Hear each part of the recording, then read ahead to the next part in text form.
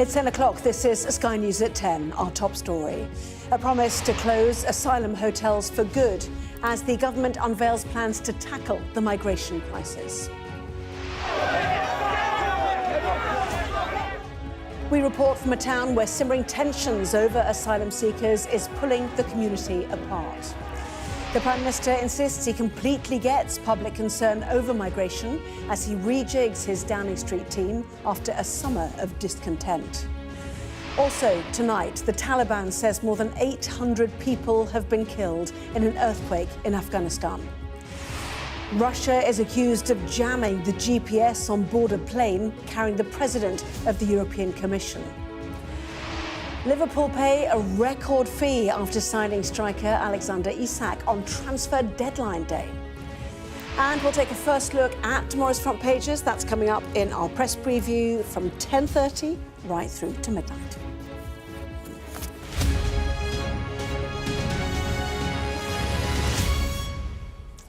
Hello there, good evening. The Prime Minister has insisted that he completely gets public concern about migration and says he wants to accelerate plans to empty asylum hotels before the next election.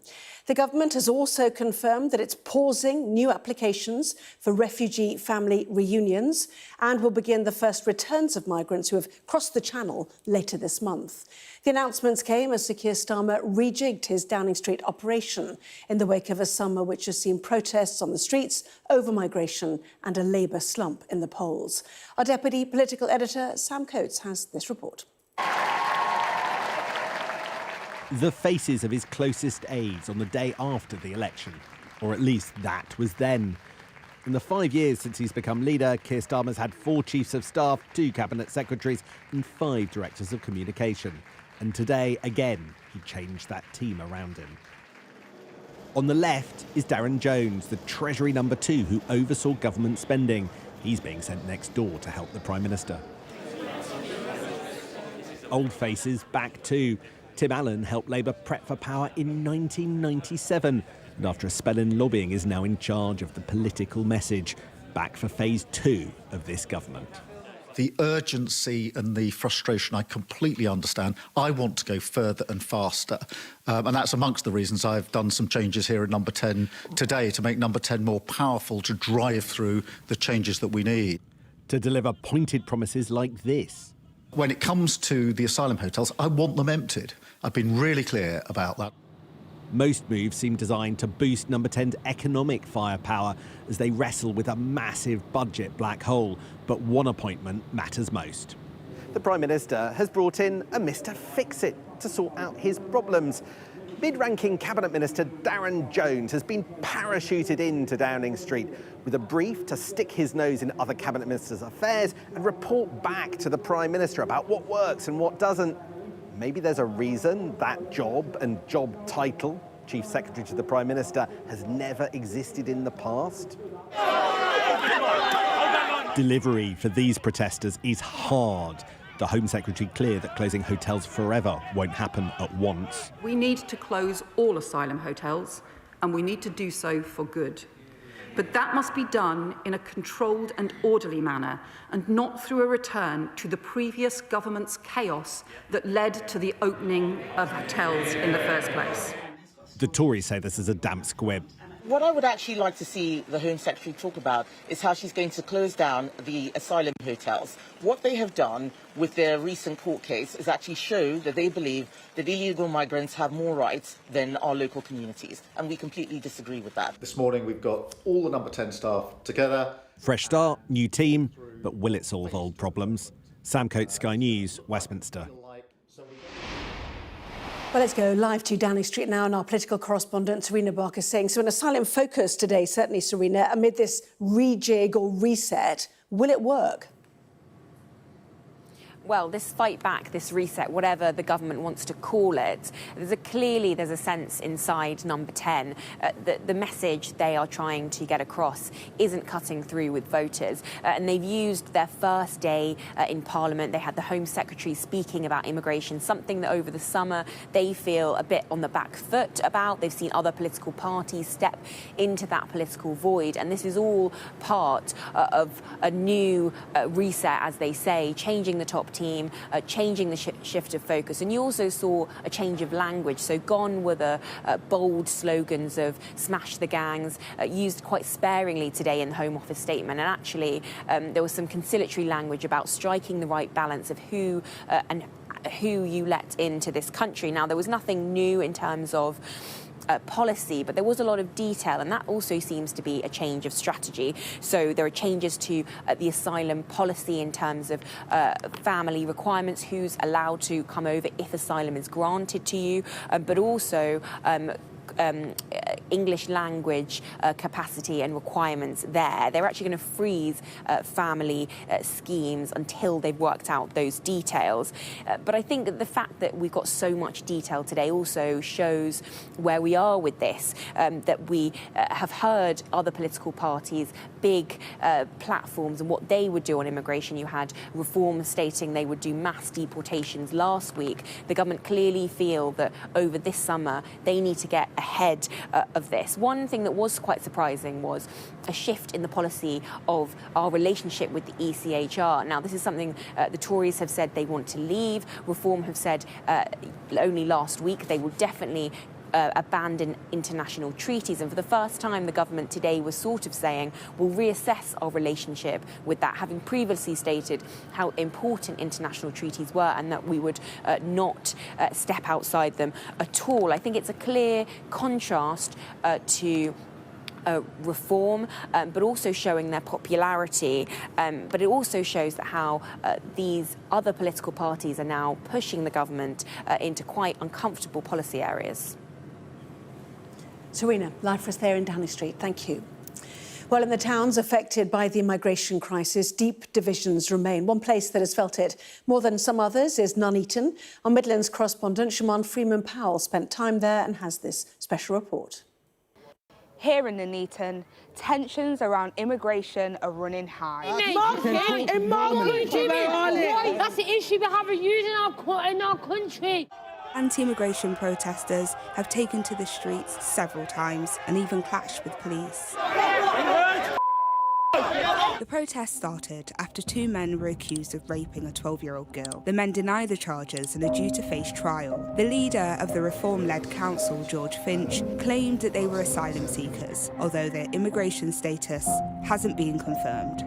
I don't think I'd want to live next door to, not being funny, not being racist at all, an asylum seeker, knowing what's been going on the news. 20-year-olds getting married or partners, they're struggling to get on the property ladder. And these asylum seekers, five-star hotels, like you said, these HMO places, I think it's unfair. I've seen the amount of immigration into the local area recently. As long as there's no trouble, I don't think that there's an issue, really. Do you think race plays a part in any of this at all? I'm not sure. Maybe, because obviously quite a lot of people are racist and can be racist. No, I don't think it's got anything to do with race. I mean, we've got Chinese people here, we've got Indians, we've got Africans. Were you born in England? I was born in England, yeah. Yeah, so you're English, and England is for the English. But my grandparents came from Jamaica. Well, I've got nothing against Jamaica. But they were West immigrants. Indies, I've probably got one of the best cricket teams I've ever seen. It was during this interview with Zaheen, a local businessman, that things took a turn. And how old are you? 32. 32. Yeah. Yeah, no, we should...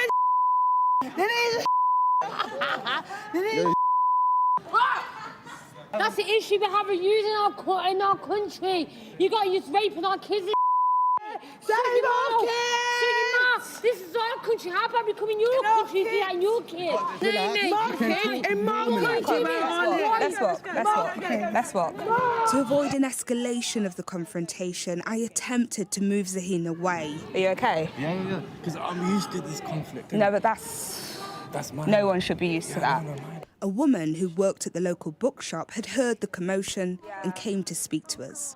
Have you ever seen anything like that? No. Well, there have been protests And of course, Warwickshire County Council's gone to reform. So I think it's given certain people a licence to be aggressive and to be racist. Wow, to hear that actually is saddening, and I think what I've just heard is not the case at all. Reform, actually, and Nigel Farage as the leader, has done the most out of any political party, out of any person, to take down the far right, to protect young girls. They think that you going out protesting, that's racist. And that's the world going mad. As more anti-immigration protests pop up across Britain, councils like Epping have taken legal steps to block asylum seekers being housed in hotels.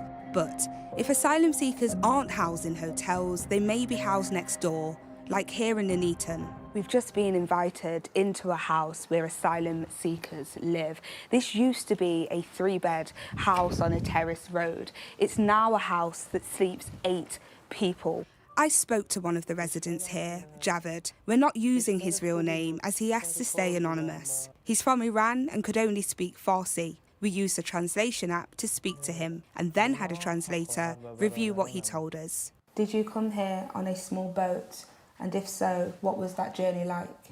I didn't know how to swim, and I was very scared, but they forced me to get on the boat. I had to come here illegally. I had to. I had no other choice. So why are asylum seekers here in Nuneaton living in residential properties, and how did we get to this point? A few years ago, asylum seekers in Nuneaton were few and far between, in single digits. But by June of this year, that number had surged to 247, none of them in hotels. They're living in dispersal accommodation, in the community, side by side with locals. That works out to 19 asylum seekers per 10,000 people, placing Nuneaton 87th in terms of concentration. It's data that paints a picture of pressure, of change, of a town adjusting to a new reality. If they want to protest, by all means protest, but there has to be a solution, and I think that solution comes through dialogue, not ranting off, swearing at each other. In a statement, a spokesperson for the Home Office told Sky News, this government inherited an asylum system in chaos. We have taken urgent action to fix the system, more than doubling asylum decisions and cutting the backlog by 41%. And the cost of asylum hotels was reduced by almost £1 billion in 2024 to 25. After the incident in the town centre, Zaheen decided not to press charges. We have to feel accepted in it. Included, be part of it.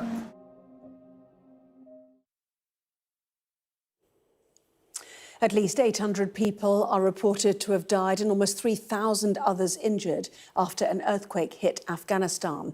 The earthquake hit Afghanistan's eastern Kunar province. The epicenter was near Jalalabad, about 120 kilometres or 75 miles from the capital, Kabul. It struck overnight at 11:47 p.m. local time with a magnitude of 6.0. The worst hit areas then are in the eastern provinces of Kunar and Nangarhar, but the earthquake was felt all the way from Kabul to Islamabad in neighbouring Pakistan. The earthquake was shallow, striking at a depth of 8 kilometres or some 5 miles, making it more destructive. Our international correspondent, John Sparks, has more. Here, in the dead of night, people dig through the rubble with their bare hands. The earthquake had struck and their loved ones were missing. It would take some hours to reveal the true scale of this disaster. Roads had been cut and entire communities destroyed. Insubstantial buildings made of brick and mud and wood had fallen inwards, burying their occupants inside. Villagers in this spot, called Mazar Dara, said dozens of people were buried below. The entire village has collapsed. Children are trapped under the rubble. The elderly are under the rubble. Young people are under the rubble. We need help here. In Mazar Dara, injured residents were moved to a nearby field, a field that's been turned into an impromptu hospital where young and old must wait for help. But it's an isolated area and emergency assistance is going to take time. We're hearing families and children are sleeping outside in the open air, terrified of more aftershocks. Children are crying through the night in fear. And essentially, this is a community that went to bed one night and woke up to find their world in ruins in the middle of the night. The only way to access many districts is by helicopter, and they've been ferrying hundreds of casualties to nearby towns. And the UN and partner agencies will assist with food and emergency medical aid. But the governing Taliban will struggle to cope with this crisis. The country is desperately poor, receiving little assistance from the international community. That's a country that is already suffering from a multiplicity of crises. There's a big drought. And of course, it's extremely difficult to mobilize resources because of the Taliban. So it's a perfect storm. And this earthquake, likely to have been quite devastating, is going to just add to the miseries. With little hope of immediate assistance, some communities have begun to bury the dead. Another catastrophe in a crisis-ridden country where many hope for little more than survival. John Sparks, Sky News. The Kremlin has denied accusations that it interfered with the GPS system of a plane carrying the President of the European Commission, Ursula von der Leyen. Well, the EU Commission's president's plane was hit by interference yesterday as it prepared to land in Bulgaria. Pilots reportedly resorted to paper maps to bring the aircraft down safely. The European Commission says Bulgarian authorities suspect the jamming was carried out by Russia. We are, of course, aware and used to somehow to the threats and intimidations that are a regular component of Russia's hostile behavior. Of course, this will only reinforce even further our unshakable commitment to ramp up defense capabilities and support for Ukraine. Well, let's go live to Moscow then, and our correspondent Ivor Bennett. So, what has Russia had to say about this then, Ivor? Well, the Kremlin hasn't replied to our request for comment, but they have given a response to the Financial Times. Spokesman Dmitry Peskov told the newspaper, "Your information is incorrect." The information we have from the EU is that this incident happened yesterday on Sunday. Ursula von der Leyen, who is one of the EU's most senior officials, was on her way to Bulgaria, as you say. The plane was on its approach into the city of Plovdiv when it lost its GPS signal and its electronic navigational aid, which basically means the pilots don't know where they are. And in this case, the plane reportedly had to circle for an hour before landing using paper maps. So not disastrous here, but clearly very alarming nonetheless. The EU doesn't know for sure what caused this, but as you heard there, they suspect Russian interference, citing information they've got from Bulgarian authorities. Now, this isn't the first time that Moscow has been accused of this kind of thing. In March last year, the then British Defence Secretary Grant Shapps was on board a plane that experienced exactly the same kind of thing when flying over Poland, near to Russian airspace in Kaliningrad. Moscow was accused then, and Estonia and other EU member states have made similar accusations multiple times over the past 12 and 18 months. In this case, the timing is certainly curious. Ursula von der Leyen was on a tour of the EU's eastern flank to look at ways of bolstering and improving the bloc's defence capabilities and readiness in the face of Russia's invasion of Ukraine. Whether or not this indeed was a case of Russian interference, I'm not sure we'll ever know, but one thing's for sure, it's certainly raised tensions. Ivor, in Moscow, thank you. Well, Vladimir Putin has been given the red carpet treatment in China as he joined Xi Jinping and the Indian Prime Minister Narendra Modi for an economic summit. As our Asia correspondent Helen Ann-Smith reports, the meeting will be seen by many as a challenge to the current global order led by the United States. There's a sense this city knew the world was watching. Roads blocked, barriers up. A glimpse into how this needed to be perfect. But for all the careful staging, these are the images that will stick. Hands held, jokes shared. China, India, Russia, aware of the power they wield. For Vladimir Putin, this is the backdrop that matters, his brutal war in Ukraine. Barely 2 weeks since a summit with Trump to talk peace, his bombs have continued to drop. Few here want an outcome that favours the West. China, a long-standing lifeline, strong hints it will have a stake. We already spoke about this with Chairman Xi Jinping. This work has begun. I informed him in detail about what we achieved during the negotiations with the US president. There is much divides those who sat at this table. What they share is distrust of America. Overt critiques kept subtle, but make no mistake, they were there. Currently, changes and turbulence are interweaving in the world, and all member states are facing more arduous tasks on security and development. We must continue to unequivocally oppose hegemonism and power politics. The 2025 Shanghai Cooperation Organization Summit. Much of this was about China, a vision for what it can do, from robotics to suggested reading and tight control of the press watching on. Everything about this summit has been carefully controlled and stage managed. They even cut the audio of the visiting leaders' speeches. Such is the paranoia about anything that hasn't been pre-vetted. But all this meticulous choreography has been designed to tell an unambiguous story. It is a story about nations disillusioned with America, about the potential for a new type of global leadership, one with China at the helm. For observers here, the trend under Trump is clear. I think the damages he has done to America's credibility and image is more than all those done by his predecessors combined. I believe Chinese way is totally different from American way.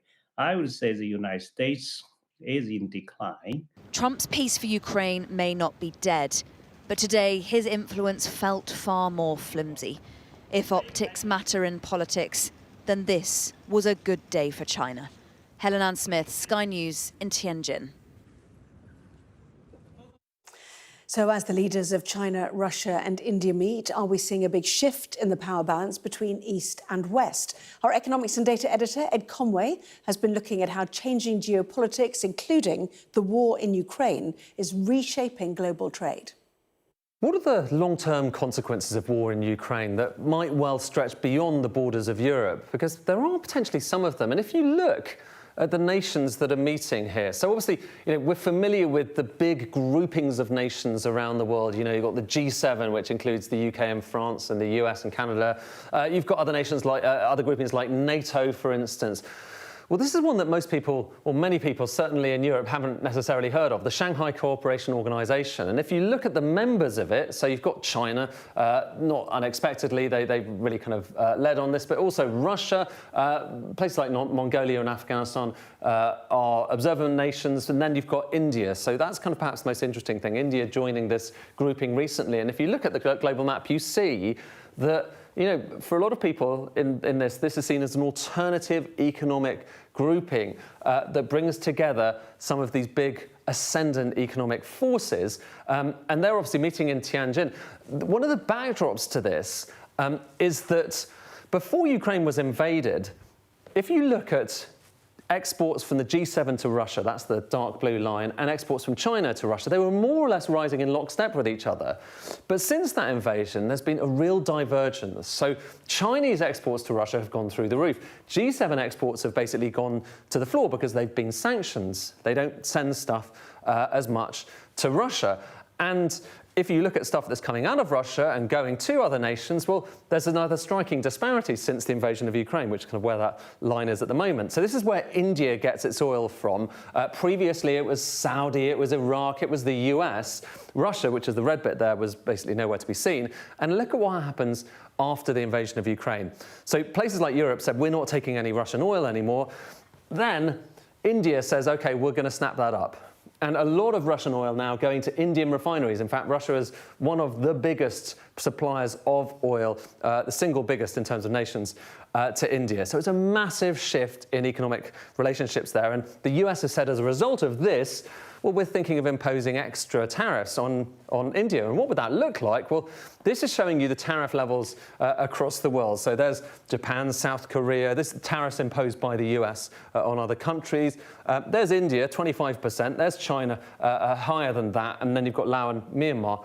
If you're going to impose secondary tariffs on India, so raising that tariff level, look at what happens to this bar. It goes up to 50%. And actually, India ends up being the most tariff nation, or one of the most tariff nations in the world.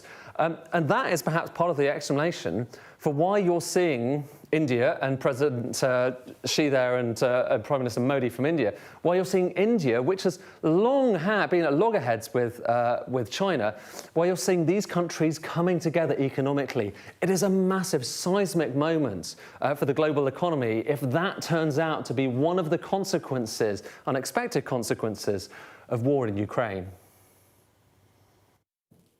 The daughter of a man who was killed by 2 children in Leicestershire has told Sky News there is a possibility he could still be alive if police had taken antisocial behaviour reports more seriously. Bim Coley was racially abused and attacked by a 14-year-old boy, while a 12-year-old girl filmed the assault. Both were convicted of manslaughter.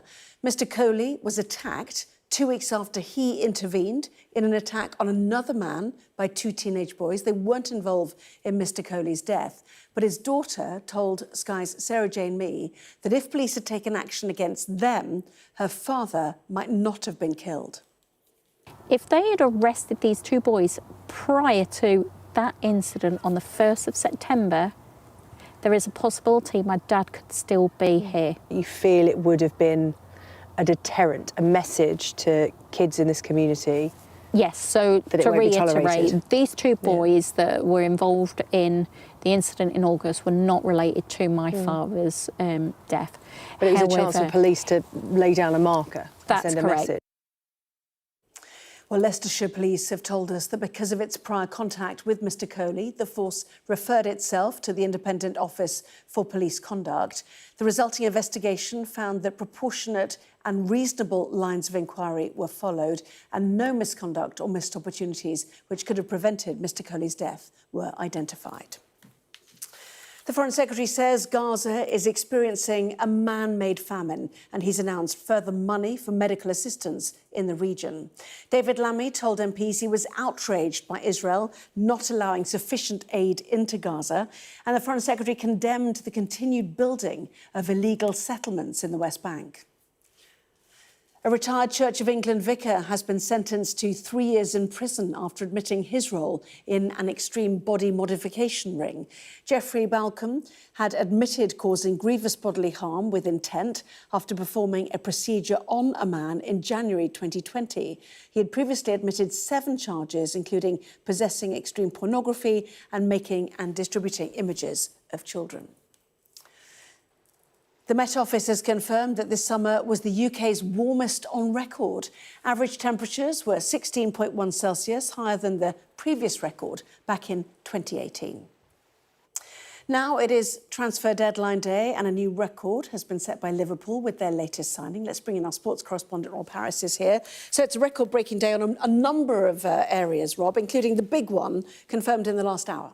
Yes, Newcastle United will be receiving £125 million from Liverpool for Alexander Isak. It has been the saga of the summer transfer window. An initial bid was rejected by Newcastle, but the striker himself pursued a deal, went public on social media, criticising the Magpies. But on the final day of the window, he secured this move. And it is a sign of strength from Liverpool against Newcastle, whose Saudi ownership had been trying to resist this deal. But Liverpool have been the big spenders, £450 million, building on their Premier League title win last season, contributing to an overall spend across the Premier League reaching £3 billion. It is more than the rest of European leagues combined, really showing the strength of the Premier League, as the TV rights in particular are helping to fuel this boom amongst clubs. And in part as well, Liverpool helped by selling a player, Darwin Núñez, to Saudi Arabia with the shared ownership of Newcastle United. So many different movements in terms of the money flow across this transfer window. Some of the big moves elsewhere. Manchester United signing a goalkeeper, Sene Leman from Belgium. They certainly need reinforcements. They've had a really difficult start to the season, but Liverpool, in terms of their spending, will put themselves as now favourites to defend their title. Yep, we see that all over the front pages, don't we? Rob, thanks very much indeed. Well, that was Sky News at 10. Coming up, we will take a first look at tomorrow's newspapers in the press preview. Tonight, joined by the political commentator, Adam Bolton, and the Telegraph's comment editor, Annabel Denham. Well, among the stories we'll be discussing, this on the front page of the Daily Mail, the headline for them, one in, one out fiasco. We'll be right back with more on that.